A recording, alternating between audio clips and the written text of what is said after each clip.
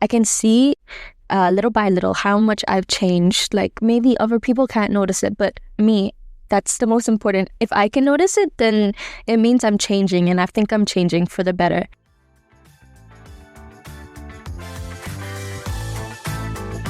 Hey Gooby, you're now tuned into Buddy Time. In today's episode, we're diving deep into the journey of self-love and the path to body confidence with our guest speaker, Chloe McNally. Ready to turbocharge your day with us? Let's begin our voyage!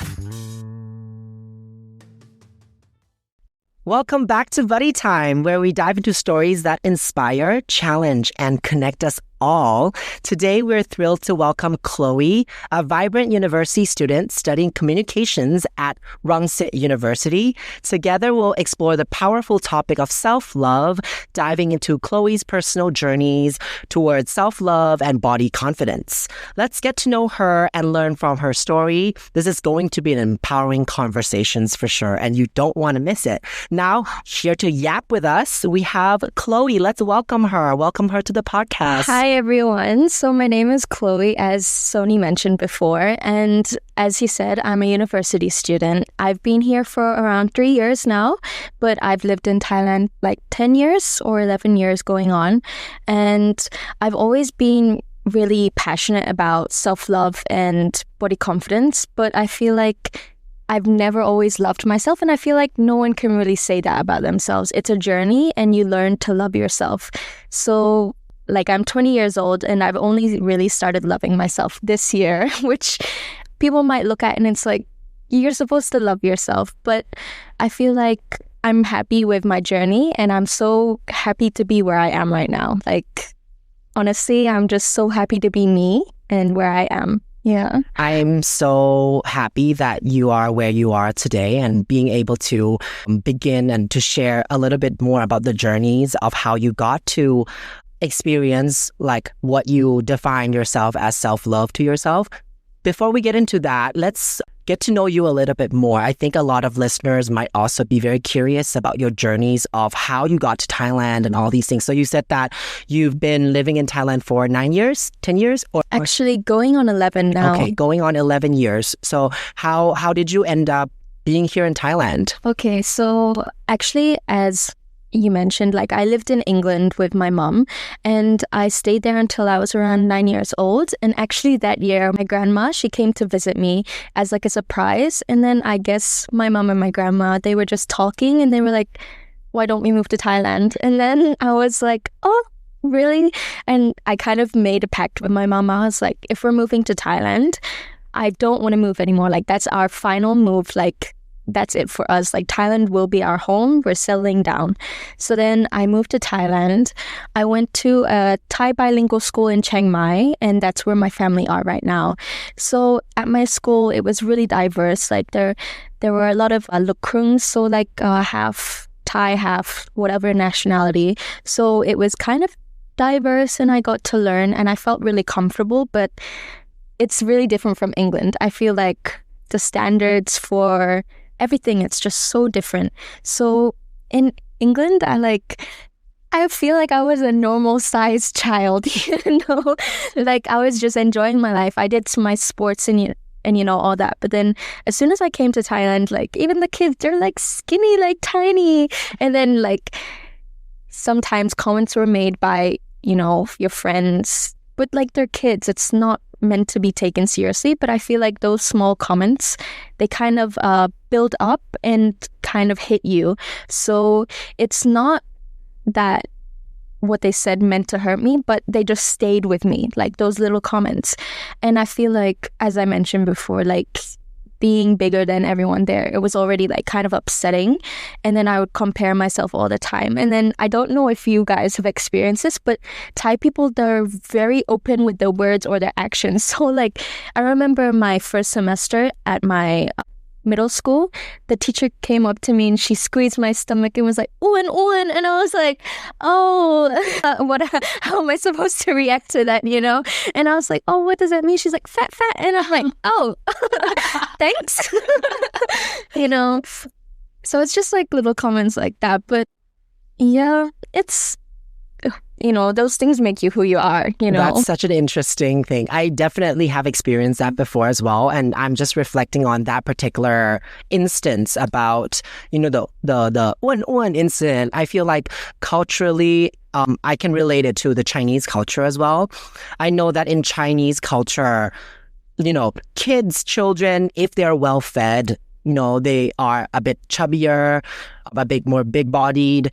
That's actually a sign of wealth in like Chinese culture. So if there are skinny people, when we have family gatherings or anything like that, and if you're skinny, then most of the time that's a criticism. Like you'll hear aunties and uncles being like, oh, you're a little bit too skinny right now. You should eat more. So from my own experiences, I feel like maybe also translating into Thai culture, I think there could be a tie there.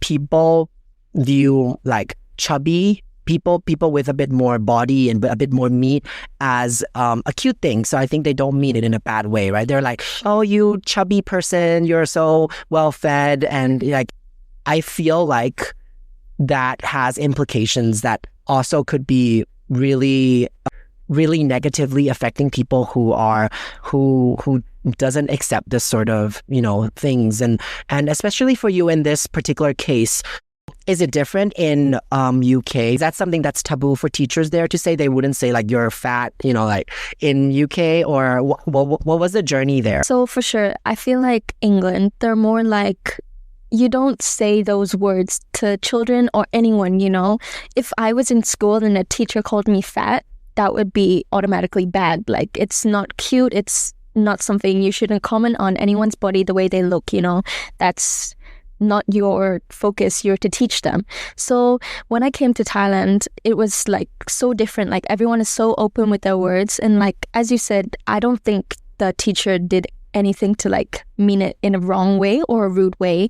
But from me being from a background where it's like, you don't say those type of things and then suddenly they're saying it to you, it's like, whoa, and I kind of had to adapt to that. And I was like, oh, at that time, I couldn't think of any way that comment could be good. There was no way that could be nice, It was just, oh, she's calling me fat. Like, I shouldn't eat, And then for my family also, like, my nana, she's a very small person. Like, she's shorter than me. She's really skinny, but, like, she's really muscly. Like, she's really healthy, but me being, even as a child, but like being the fattest in my family, I feel like I would always compare myself to them also. So I feel like that was also a problem for myself. I was also brought up with social media. Like when I was 11 or 12, I got Instagram, Facebook, all those apps. And then you see everyone on TV, on the social media, they're like so skinny, they're so like perfect. And it's like, even as a child, when you're getting those images fed to you 24/7, it's like, why don't I look like them? I want to look like them, From the story that you've just shared, you said that, Mom, when we move to the next country, that's going to be the last place. You said this. Did you know yet? Did you do research yet about Thailand and what it's going to be like? And how are you so sure that Thailand's going to be the place to live? And did you have any fears at all before coming over? Well, actually, when I moved, like I was only 9 years old. So it's kind of like, I just listened to my mom. Like, I don't remember much. It's just like the conversation was brought up and then we're moving to Thailand. And then I remember moving there and I didn't have any bad feelings. I was just so excited. It's like a new place, new me, I'm gonna get into school. Actually, I remember my nana, she made a comment and she was like, oh, we're gonna visit schools today, interviews and everything. And I was like, okay. And then apparently I went to like the headmaster. I was like, I want to get into here, like get me in. And my nana's like, oh, you're not even supposed to start yet. You're supposed to start like in 3 months. And I was like, yeah. I'm like, I want in now. Yeah. But for me, there was no fears. It was just excitement. Any cultural shock for you? Like everybody looks different from you, right? Like you did mention that. Did you feel it even before all the comments of the teachers made? Did you have any like subconscious thoughts that come to you that you feel like, oh, everybody, why suddenly everybody looking so different? Or was the place that you're from in UK already diverse and you're used to having like Asians around? I feel like that wasn't even a fault for me at that point because Like, as I said, the middle school, it was so diverse. There were like white people, there were like brown people, like every color. It was so diverse. Like, it was like you could see everyone and everyone's uniqueness. At that point, I wasn't thinking about like how I look compared to them. It wasn't anything like that. I was just so excited to be in a new place. It was just, you know, the comments that are really different from England, and it's like, oh, like, you know, that's what kind of threw me off. Yeah, because you're changing from a very different culture environment to Chiang Mai, to Thailand. Did they prep you to make your transition easier? Like, for example, telling you, so this is the culture over here, you better do these and not, you know? I just remember that my Nana, she was just like, be kind, be nice to everyone. Like, there's obviously gonna be like a language barrier. You don't speak Thai and they don't speak English. Just be understanding. You can't expect them to understand you, and, you know, vice versa.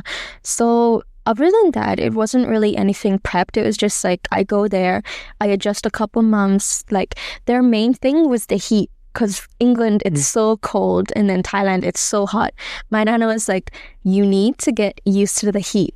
And then as soon as I went out, I started getting headaches, heats, you know, I would burn up, everything.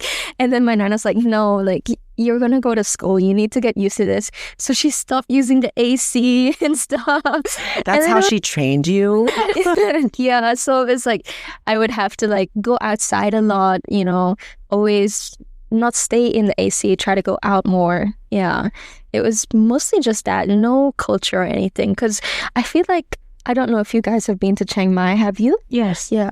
If you go there, it's like there's a lot of tourists, a lot of international people. Like, honestly, when I go to Chiang Mai, I feel like I see more foreigners than there are Thai people. So that was what it was like for me also when I was there. It was like, you know, so diverse. So how was it like now that you're studying in Rangsit, right, which is in Bangkok? Did you travel, like, did you move to Bangkok just for university, or were you here in Bangkok way before you applied for university? So actually how it went was in my high school, my final year, 12th grade. That's the year when everyone is supposed to be preparing to apply to universities and everything. At first, I was supposed to take a gap year because that was the time right when like COVID was, it was in the middle of COVID. It was ending, but it wasn't ending. So I was like, you know, with family and everything, finances, I was like, oh, I should take a gap year. And then I got contacted by my teacher at the time, and she was like, you have a scholarship offer from this university because there was an alumni. And I was like, oh, okay, let me like research into it, what majors. And then I applied and then I got it. So I was like talking to my, I was like talking to my family, and I was like, if I do this, can we do this? Like, it's a scholarship. I feel like I can't do this gap year. I don't know what I would do on the gap year. I feel like I need to go to university, even though I'm not a studious person. It's just something I needed to do. So yeah, that's how it went. And then I moved to Rangsit by actually, my mom and I, we came and visited apartments. We were looking around because I have a cat, so then that adds like complications. So yeah, I found an apartment. We got it that day and paid for university and everything. And then I just started packing things from Chiang Mai and then shipping it. So then the actual day I moved to Rangsit, I only brought one suitcase and my cat. And then it was unpacking. That day, I don't know if you guys have experienced it, but like leaving your family, like seeing my Nana leave me, I was like crying so much. I was like, wow, I'm finally by myself. Even though they're just like 2-hour plane ride away, it was like, whoa, by yourself, time to do me, do what I need to do, experience life by myself. Yeah. Have you ever imagined life on your own before you even moved to Bangkok? That's a funny thing. Like, me, I've always loved independence. I've been a person who stays alone. Like, my family, that's actually one of our biggest problems. I don't communicate with them, my feelings or anything. It's like I deal with everything by myself, you know. They've got their own issues. I help them if they need help, obviously. But I never tell them, like, if something's wrong, I deal with it myself. So I was so excited to be alone. I was like, I'm going to have my freedom. No one's going to bother me. I can do whatever I want, you know? But then it was kind of like a shock. I was like, oh, I'm alone now, you know? Yeah. So when you started your independent life, how old were you that time? 18. 18. Yeah. Just turned 18. Okay. Did your actual independent life, what was it exactly like how you imagined it would be? Well, I don't know. I don't think I had any expectations. I was just so happy to be alone, you know? I was just like, I'm excited to do whatever happens. And it ended up happening. And honestly, I would say it went to plan if I think about it actually. But, you know, there were instances I couldn't predict. But I feel like I had everything under control. My family, they were supporting me financially, emotionally, everything. So it's like, even though I was alone, I wasn't really alone, you know, because they're always giving me help. So it was okay. Yeah, I enjoy it. I don't think I could live with anyone again. Did you find any hardships when you were alone? Because I had a similar experience like yours when I was not even officially 18 yet. I moved to Hong Kong. So, well, we know how Thailand is pretty chill, right? Pretty slow in terms of lifestyle, but Hong Kong has always been a competitive place, high productivity, efficiency, all of that. So to me, it's a huge change. First of all, for me, I don't recall that I imagined myself living alone, but I definitely recall myself wanting to sort of like, I think a lot of the young kids had this thought before. It's like, I can't wait to graduate. Yeah. I can't wait to, you know, have my own life. Don't have to be under, you know, your parents' supervision anymore. So I did have that kind of thought. Definitely, you know, excited for sure. You're moving to another country to have that life that you once thought you wanted. And I thought that, wow, great. And it's also a place that I wanted to be. So everything was great, but then the transition, even though the transition of moving over there, I had my family support. It was easy. They prepare everything for me. But then it's actually when we actually live in that kind of life, then we realize, wow, so this is so different from how we imagine it to be. Especially, it's not just about the culture differences.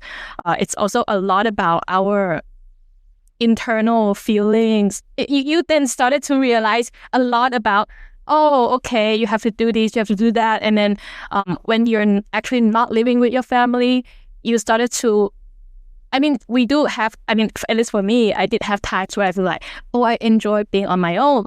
I enjoy, you know, having this room for myself, just do whatever I want, you know, and all kind of that. But then there were also times you would be reminded that, oh, nobody's here to cook for you. Yeah. Right? And you have to do your laundry now. Yeah. And when the room gets too quiet, if you're not like washing anything, you'll be like, why is it so quiet? Right? Even though I am as well quite an independent person, I've never thought that I won't be not okay for living alone, because I've always had that, you know, I've always been independent in my own understanding of who I am. So I never thought that it would be a problem. But in reality, when we are forced to be with ourselves,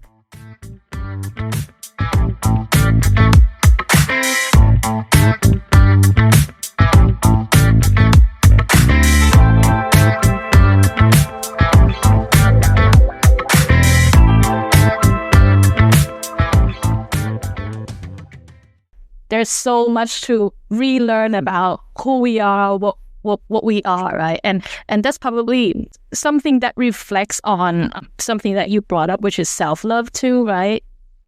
How about you? Like, even for you, you moved to Canada too. Yeah, I what Sin was saying really was making me reflect, and I was having this question that came up to my mind, which I'm asking myself, and see if both of you also have answers to this. But what was your biggest challenges, you know, being independent? For me, why I'm thinking about this as well is I've actually the concept for myself when I was thinking about, traveling alone, that is something that is a challenging thought for me, because around growing up, I've always had help, the support of my parents or the comfort of family, that they shielded me from the world outside. And that world is so different from a world where there's the opposite, right? Like if you don't have that support, the world is so different. And I experienced that. I actually haven't done like solo trips before, like that's a thought that's in my head. But even with the concept of going to Canada, I felt comfort because I wasn't going alone. It's a very different thing for me because I chose to go here. One of the factors that I decided to go to university abroad to a specific place as well is because a lot of my friends who graduated with me were going with me.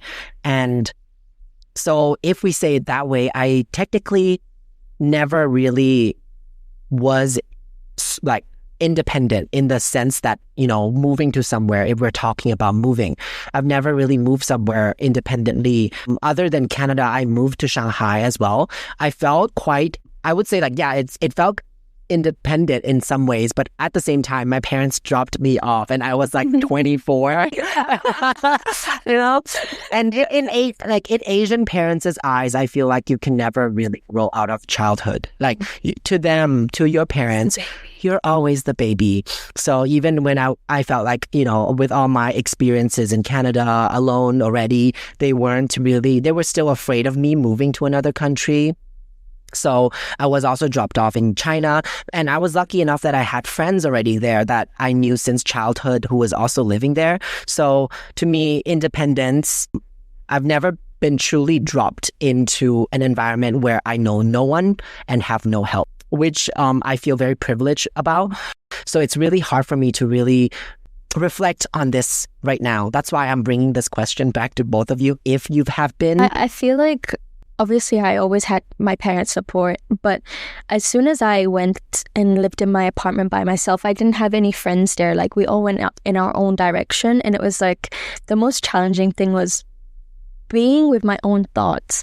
Like I'm an overthinker already. Like I have anxiety, like it peaks all the time. But then it was at that time where I realized, whoa, like I really do have anxiety. Like it would be small things, just like going to 7-Eleven and like my hands would be shaking and I'm like, oh, I don't want to see anyone. And I'm like, wearing my hoodie, I'm like hiding. So it was just me being with my own thoughts. And it was like, you have to go through the process of dealing with your thoughts and working through them. You can't ignore them. Like that's what I did in my first and second year. It's like whatever came to my mind, I was like, whatever, doesn't matter. Watch your program, focus on something else, do your work, do this, do that.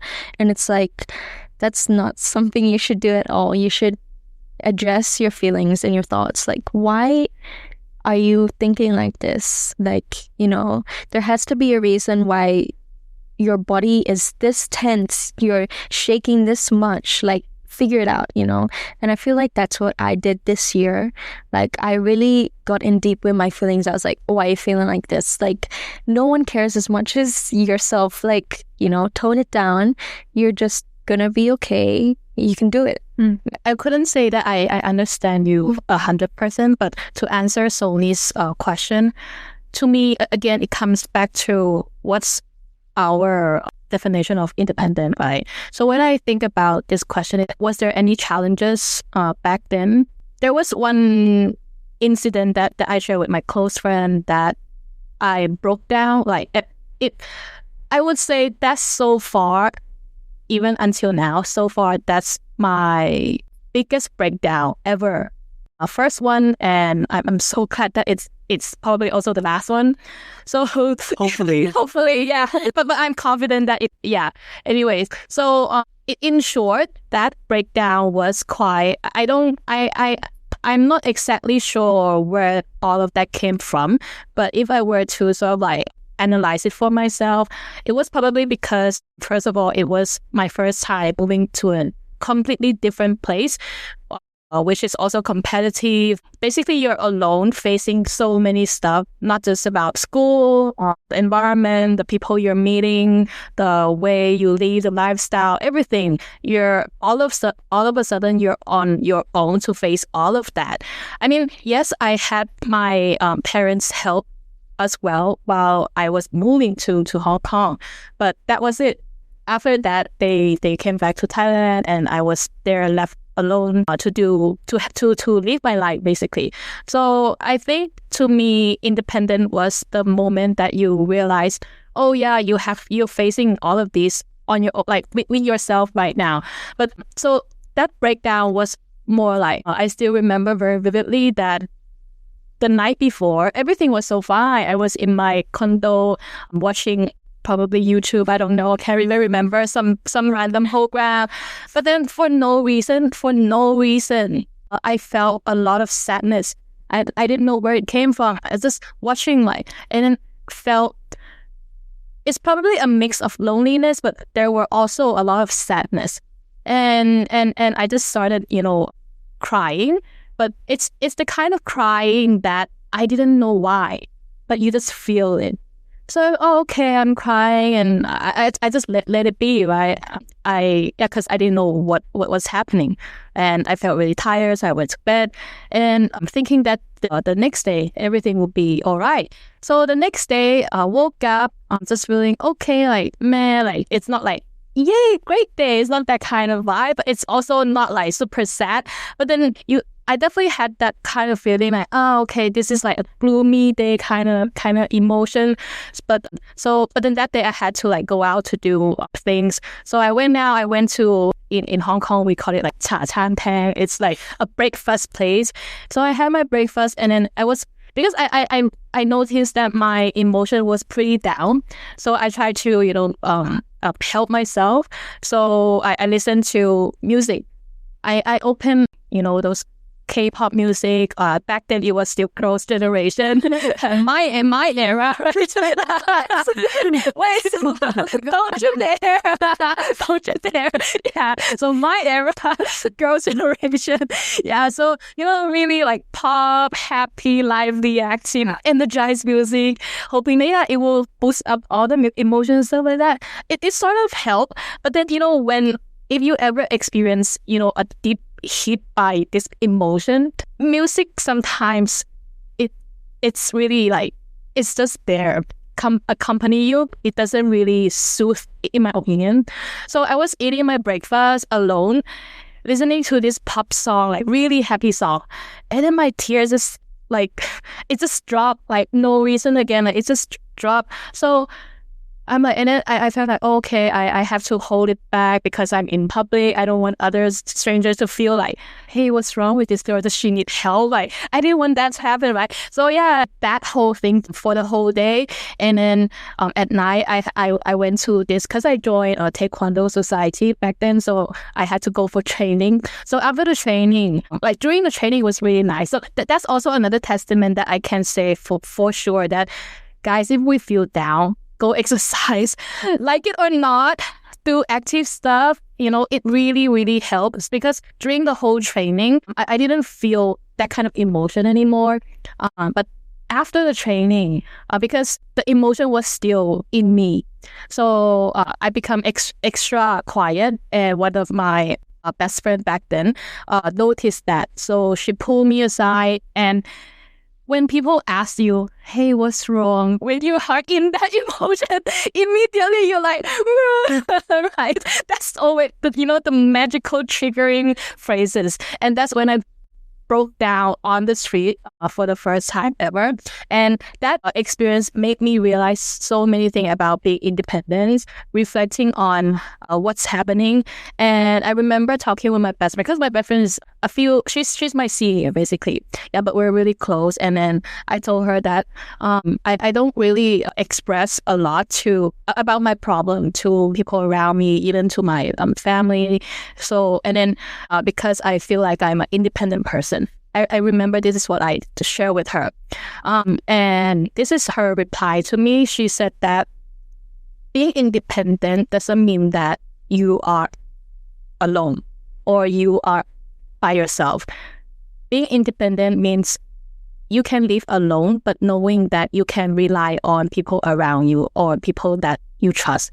And that gave me a lot of comfort, because I'm really grateful for her, because the fact that she was there with with me, and I felt comfortable sharing with her as well. I think for the first time when I moved to Hong Kong, and for her to tell me things like that. So I feel like, yeah, like independent challenges, we all have that, especially it's when we thought that being independent is you have to be on your own and not rely on anybody, but that's not the case. Yeah. So that's a long story, but I hope that, gives all the listeners an understanding of, this type of independent. I took a nice chunk of it to my heart because it actually makes sense to my own feelings, because why I felt like I've never broken down to that level, even when I was placed in situations that could be places that other people might identify as, yeah, you were independent, you moved to another country, even if it was with friends or anything. But I'm naturally a person that reaches out to the people around me and uses the resources around me. I try to ask for help whenever I need to. So naturally, because I'm this type of person, I guess that story that you've just shared really explains to me why I've never felt a sense of like not belonging or loneliness or anything like that, because I've always found home in the people around me. I think like I can really connect with your story, especially the part where you said you just broke down without knowing why. That's also like a problem I face all the time. I'm always crying, but then my problem is why, where did it come from, So yeah, when we sit down and we try to figure out where these feelings come from, sometimes we can't do it by ourselves. We need someone else to be there for us and like listen and be like, it's because of this, it might be because of that, Sometimes you need to pinpoint and understand. Hearing you talk throughout our discussion so far, I feel like you are quite a reflective person.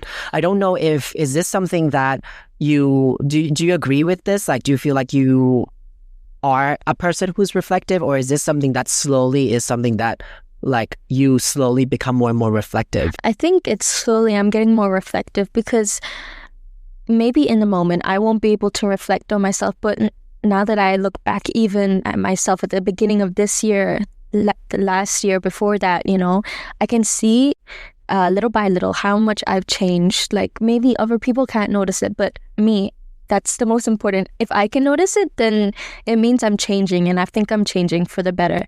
And I feel like being reflective and looking back at yourself or anything else, it can help you improve not only as a person, but even with your work, Exactly like you said, because the thought that came to my mind is that I think it takes a person who has self-awareness to really know what they want, and therefore that's when we realize like how do we take care of ourselves, right? Or in other words, that's self-love. So with this particular word like self-love, because it's so broad to all of us, we probably have different definitions of what our version of self-love is and how we deal with self-love. What's your definition of self-love? It's complicated, right? For me right now, the way I can define self-love for myself, it's putting myself first and focusing on myself. It's me trying to figure out why I'm feeling this way, or it's me putting effort into making myself feel comfortable, even if that's me doing my makeup, me choosing the clothes I want to wear. That's me doing self-love. Yeah. And like I said before, it's not something I was born with. It's something you learn and you adapt to. It's something you apply. I agree to that. Me too. Like my version of self-love is also putting myself first, because I feel like in society in general, people are going to judge. People are very fast to judge as well. And being myself and my vulnerable self, I always took a lot of people's criticisms to heart. And that is something that, like, yes, of course, like listen to those criticisms, but don't put weight on those criticisms so much so that it stops you from living your own life and being who you are. I've lived, since we talk a lot about like our past as well, I've lived a lot of my life trying to please other people through the criticisms that they give to me. Like, oh, Sony, you speak too much. Oh, Sony, you're too opinionated. Oh, Sony, like, can you like shut the fuck up for a second, because other people are, but by putting that to heart, sometimes I felt like I lost a piece of myself.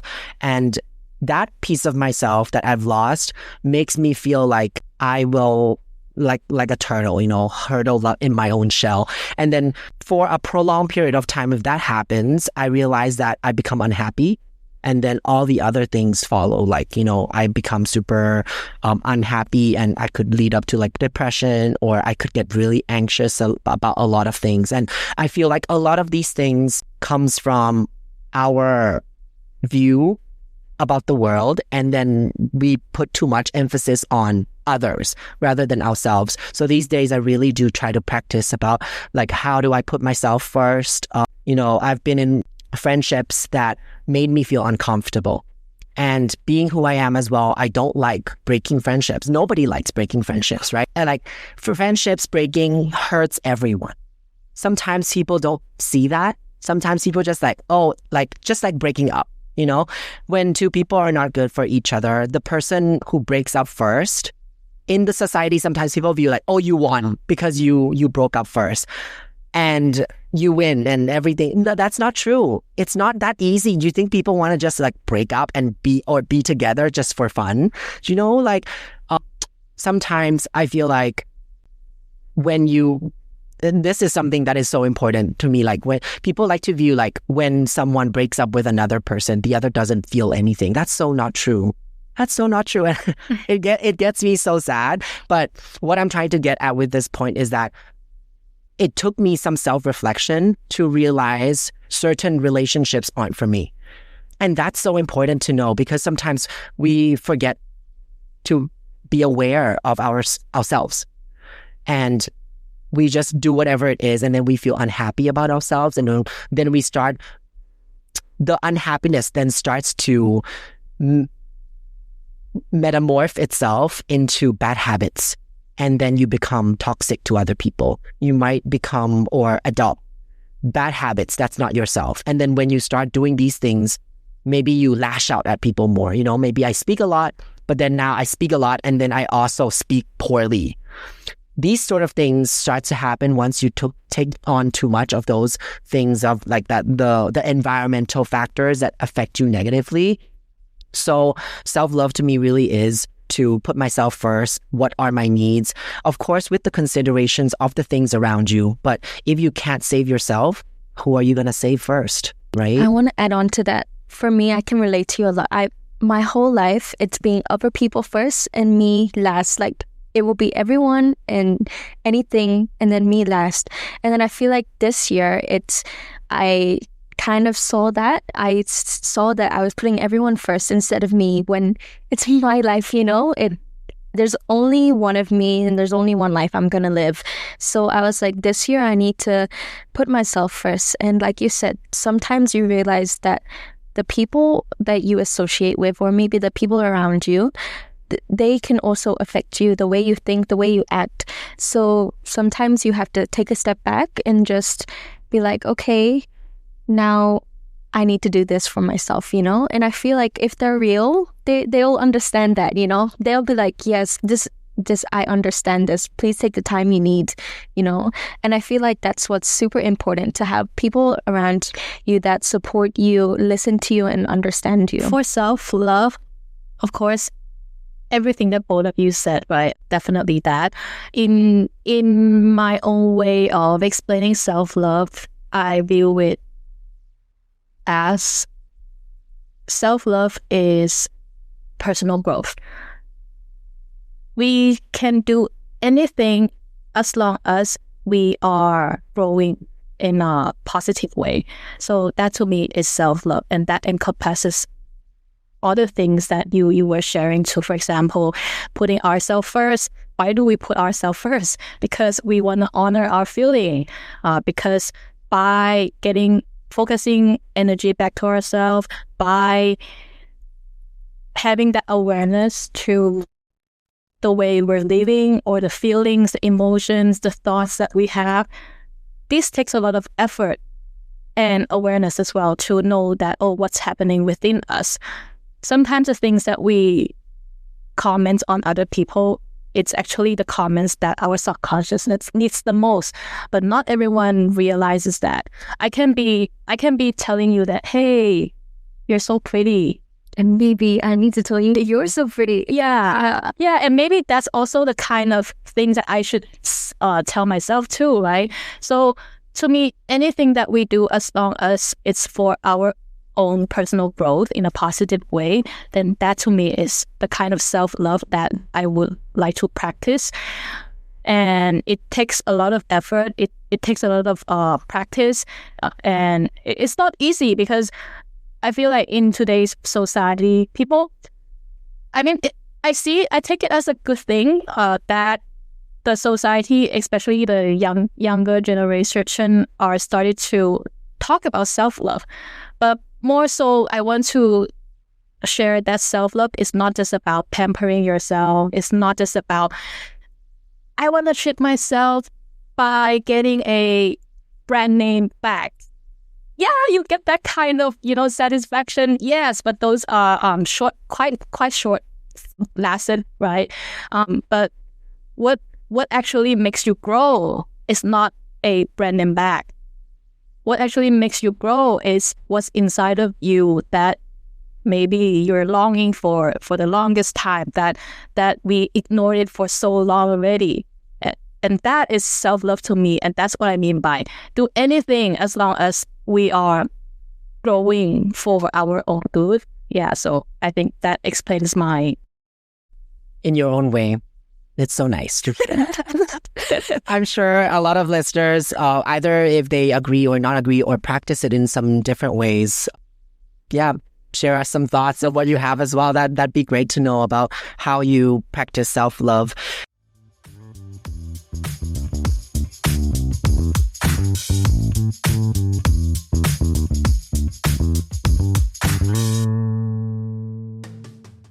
I want to go deeper now into the concept of self-love and bring back, we did talk about in the beginning about how when you move to Thailand, right? The culture in Thailand and how teachers, they don't really see the effects that it could have on children when they're oh, you're chubby, you're fat or anything like that.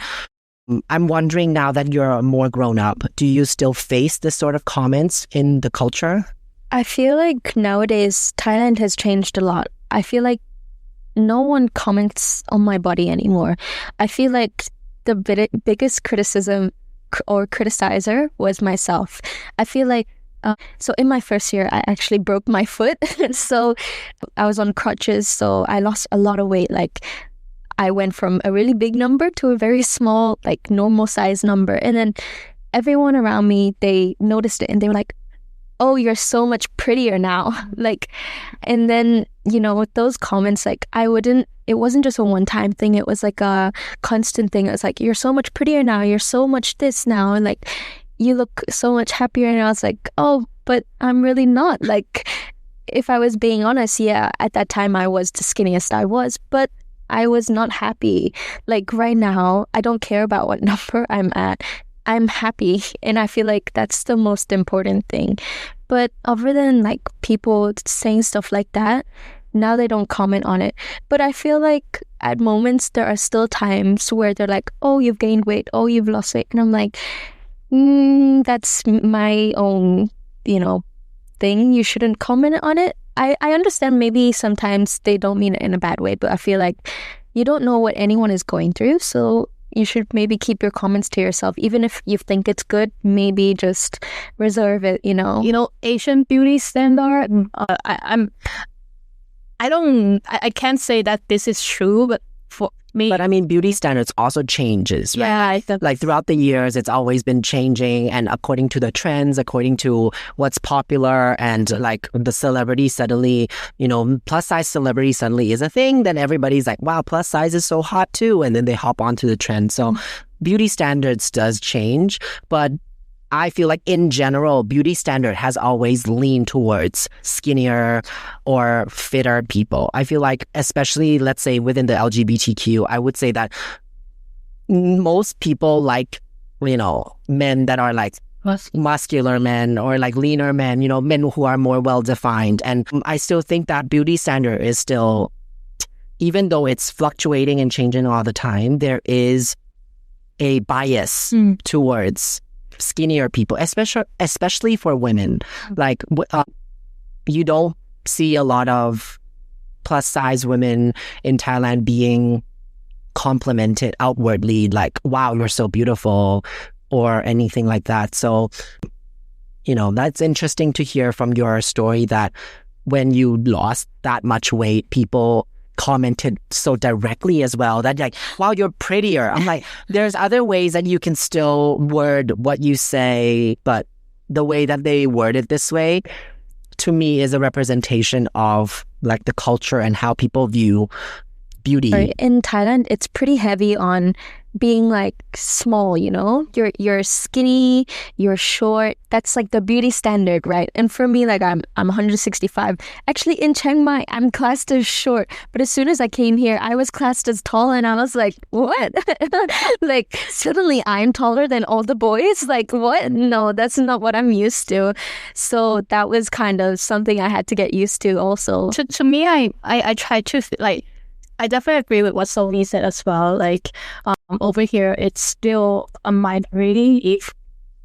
It's still a minority that big size people usually, they don't really get the pretty type of compliment. It's pretty rare. But I do occasionally see big size individual, especially female, that they just gave off that aura that even a skinny person couldn't give me, and that's the kind of confidence that I think once we have developed that self confidence, self love, security within us, who we are, then it will make a person shine regardless of their body size or how they look, their skin. I mean, like, to me, everything links with each other. So let's say, for example, I'll just use an example as a big size person. Then, in my opinion, why some big size people, individual, gave me that kind of aura, energy, and confidence, is because, first of all, they feel a lot of secure and safetyness within themselves. They know who they are. They're proud of themselves. I don't mean in an arrogant way, okay? That's a huge difference. Yeah, like, please don't take, another thing, please don't take like arrogant being like self-love. That's the whole different story, yeah. So they're proud of who they are. They accept, very important, they accept who they are.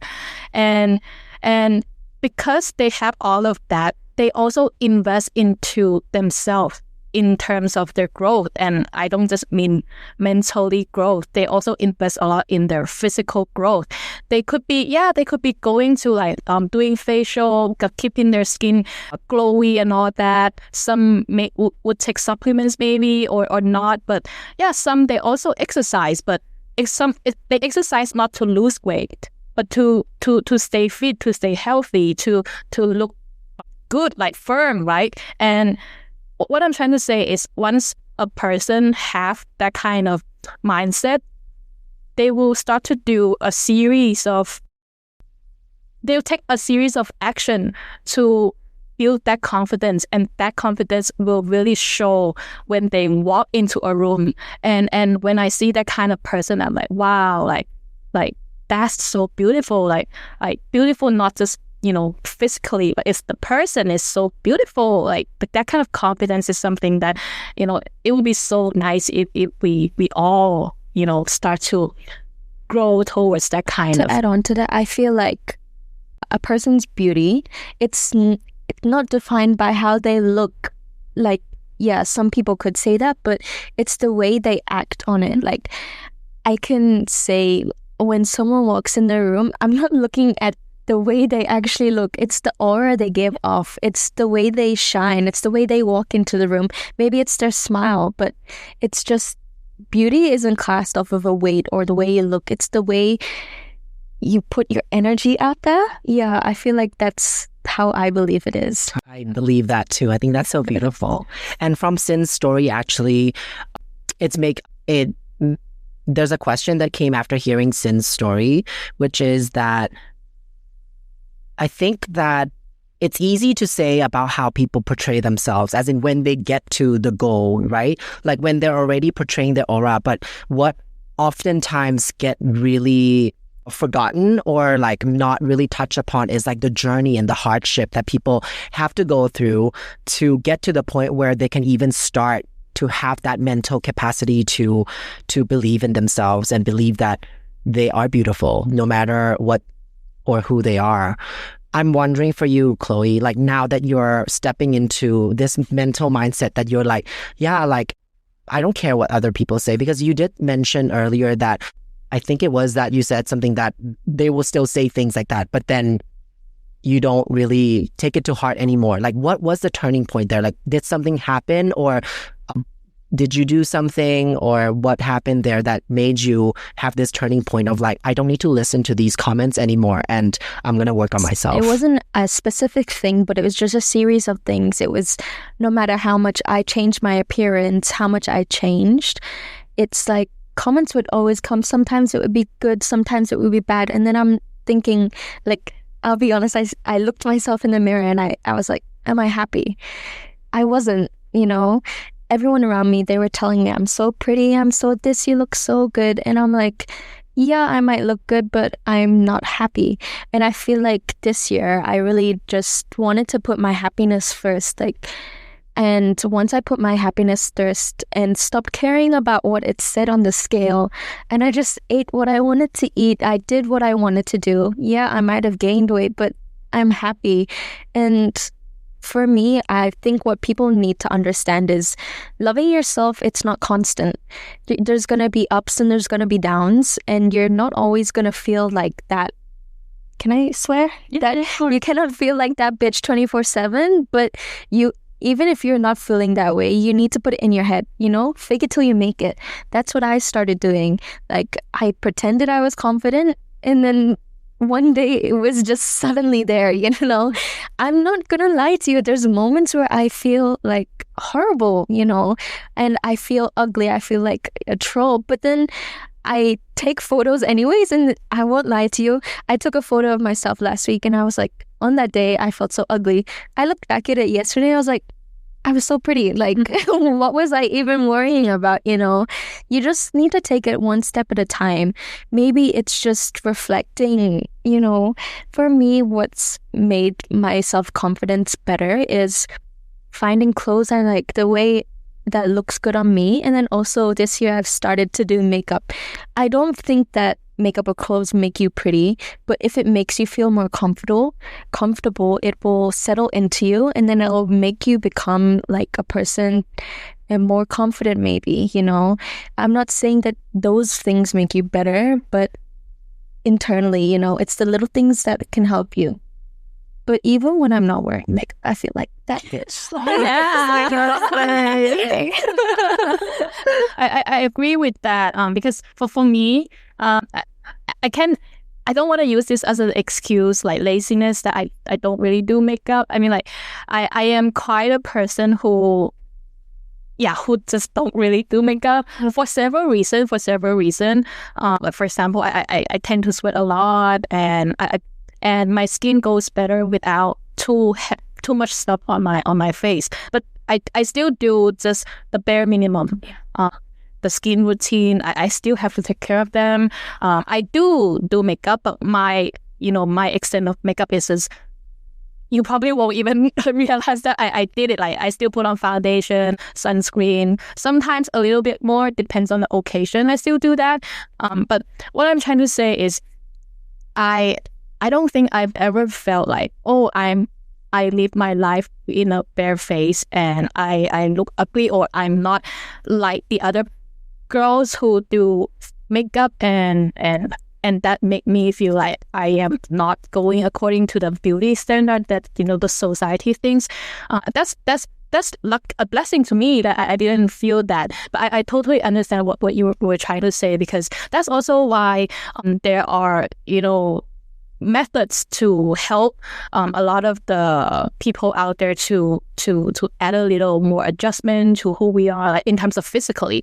I don't think those are wrong. Just like what Chloe said just now, we can do whatever that makes us feel comfortable, even if that means surgery, you know. I think that's fine, as long as that gave them the kind of confidence that they need. But more so,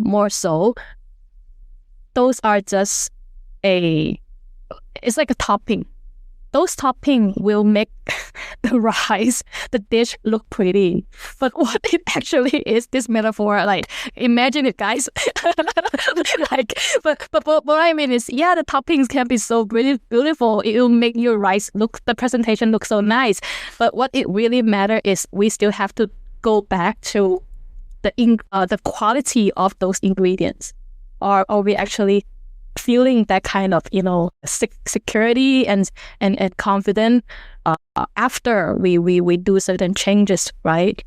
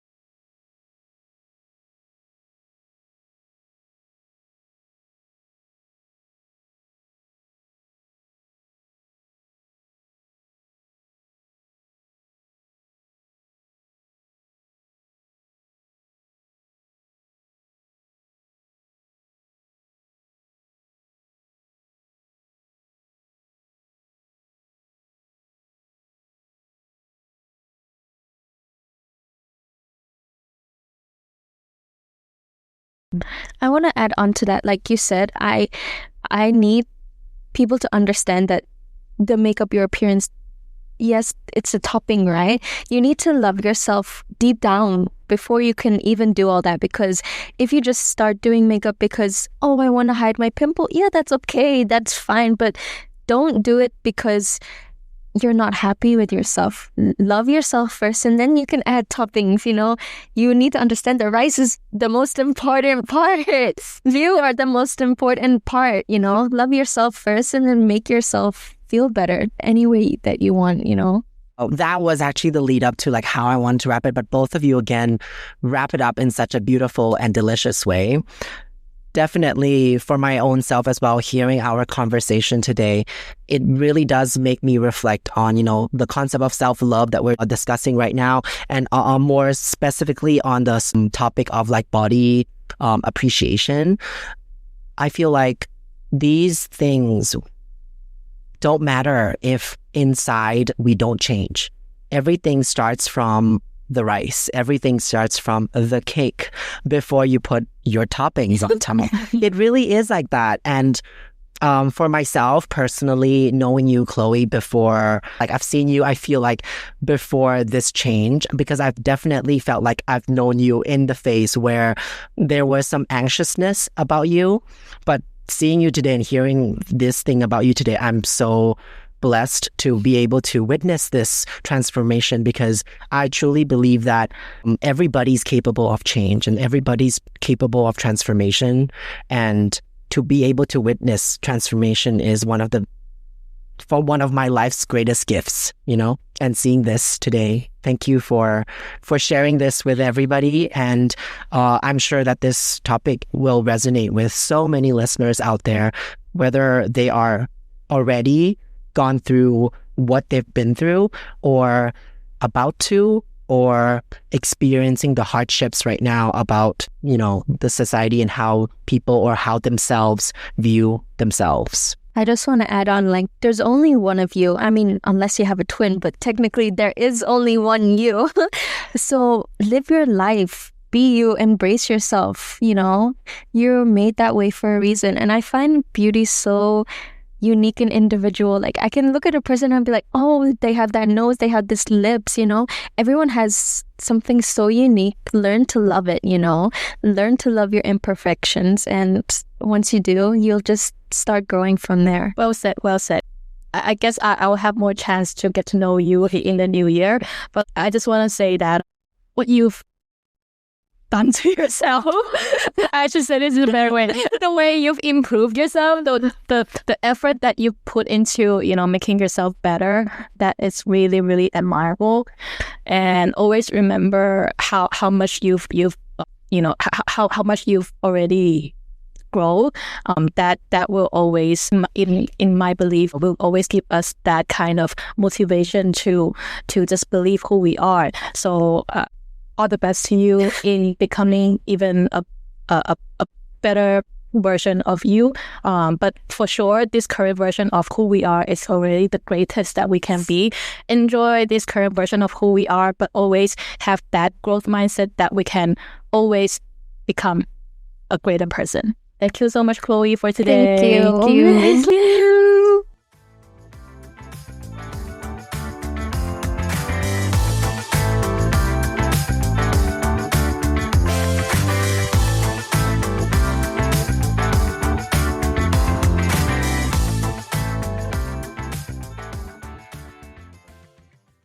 As we wrap today's episode, let's take a moment to reflect on the courage it takes to stand up for ourselves in a world that often tries to define us by its own standards. True beauty is not confined to a single mold. It exists in every shape, color, and story. Believing in all forms of beauty starts with embracing our own and recognizing the strength it takes to live authentically. Thank you for joining us on this journey with Chloe today. Let's carry this energy forward, celebrating ourselves and each other, no matter what the world says. Until next time, take care and keep shining.